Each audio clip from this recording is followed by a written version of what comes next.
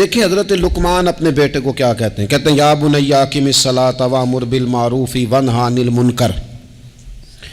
حضرت لقمان اپنے بیٹے کو سمجھاتے ہیں، کہتے ہیں اے بیٹا نماز قائم کرنا، لوگوں کو بھلائی کا حکم دینا، برائی سے منع کرنا، وَاصْبِرْ عَلَىٰ مَا أَصَابَكَ، اور جب مصیبت پہنچے تو صبر کرنا، ادھر ادھر رونا دھونا نہ کرنا، نماز پڑھنا، بھلائی کا حکم دینا، برائی سے منع کرنا، اور اگر کوئی مصیبت پہنچے تو اس پر صبر کرنا۔ کتنے کام ہو گئے؟ 4۔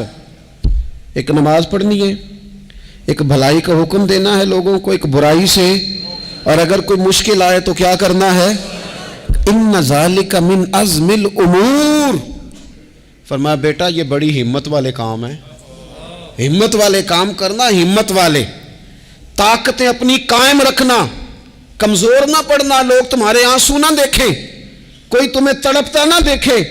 چھوٹا چھوٹا زخم لے کر لوگ سگنل پہ کھڑے، چھوٹی چھوٹی مجبوریاں لے کر لوگ مانگنے کے لیے دروازوں پر کھڑے ہیں۔ امت مسلمہ کا یہ مزاج نہیں، یہ وقار نہیں، یہ انداز نہیں، ہم تو بانٹنے والے لوگ۔